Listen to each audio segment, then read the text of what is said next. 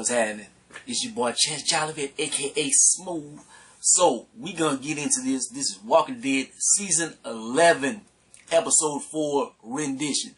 And it starts off, man. I'm like putting two and two together. I'm like, man, Walking Dead doing this shit. I called them out for this like 2 seasons ago and stuff, and they kind of stopped doing it, but they back on it. Whenever they start in a group, if you watch Walking Dead, you know this. They start in a group. They separate.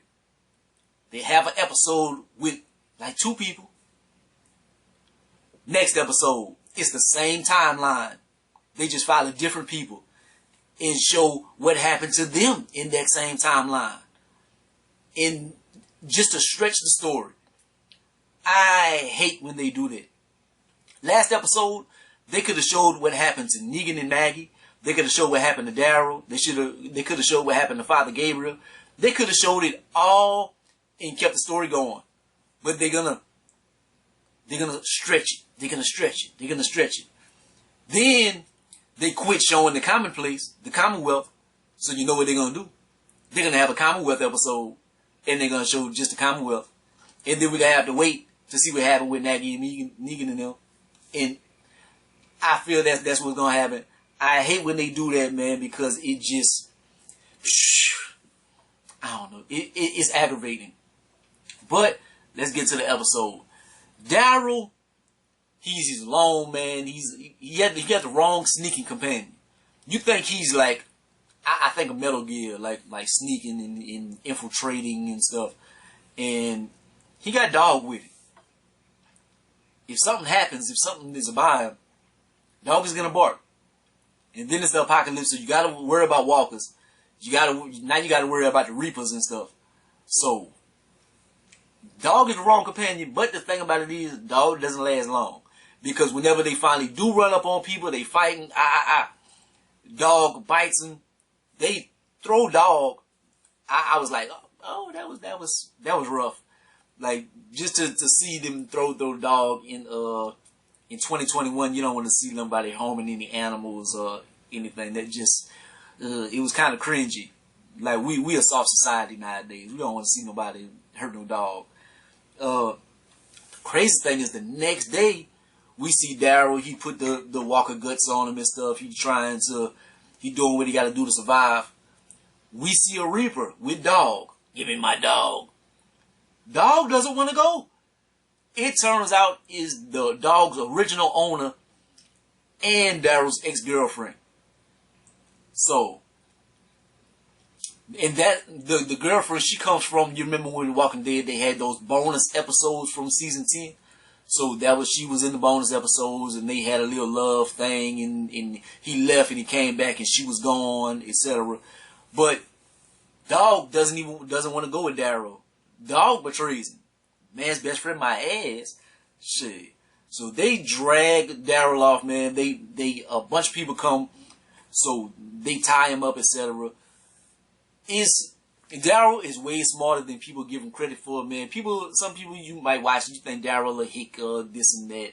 He's a survivor. He's smart. He knows what to do. He's calculated. You see him he's like, I feel like he's counting the people and taking track of his surroundings and stuff, like just downloading the information. And it's like, okay, how many people we got? Let me try how many clicks we are from this area or whatever. He's just getting it together. So Daryl ain't no fool. His ex, they waterboarding him for information, man. Like, they doing him dirty. But Daryl ain't no snitch, man. They tried to crack him before. Like, he was in Negan's camp. Like, that's the closest he came to cracking, I think. And it didn't work then. It ain't gonna work now. And they put him in this jail. Now they have one of Maggie's dudes. He's in the jail and he's trying to talk to him about the group and stuff. Like, what is you doing? Don't talk. We shared a little bit of grain. Doesn't make us friends. What he's saying is, shut up. They trying to find out about the group to kill all our people. Shut up. Like, use your common sense. Man, but everybody is just not a survivor. Everybody don't deal with pressure the right way. So, we see what they do to the dead in the group, man. Like, one of the dudes got killed, so they bring him back. Like, he's speaking in tongues and stuff. We see Pope, like the leader, like, like, yeah. So now we see what this group is, like a cult in some ways. And then we find out they like ex-mercenaries and stuff. Like, so it's a mercenary cult group. Like, the Reapers are crazy. At this point, I feel like we speculating. Is Homegirl gonna be loyal to Daryl or to her group? Like, cause you just don't, cause she kind of like runs to Daryl and talks to him when she sees like things are kind of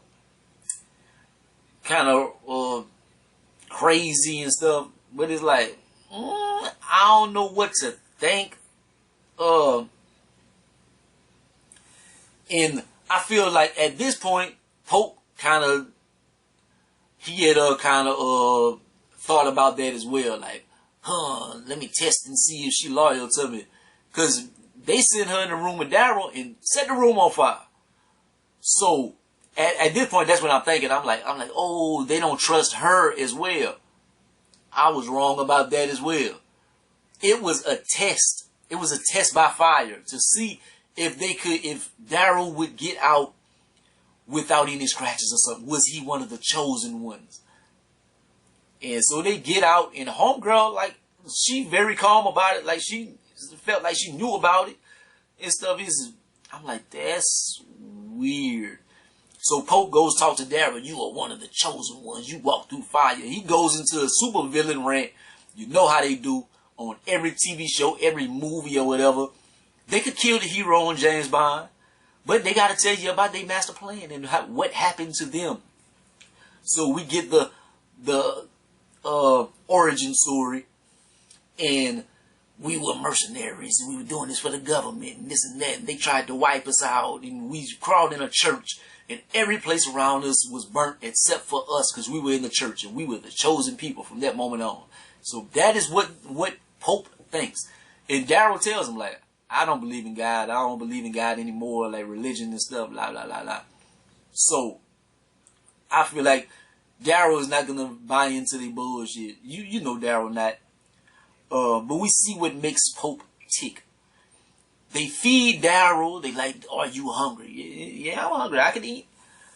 What I feel like Daryl is probably thinking at this moment is like, we came over here to get the resources to help Alexandria. We need this food. And so in his mind, he like, yeah, Maggie was right. They do have this food. Now how are we going to get it? That's what I feel like Daryl was thinking at this moment. But they have a lot of going on around him. Pope sees one of his cronies, and he's like, you were so strong to bring your brother body back 10 miles and on your back and this and that.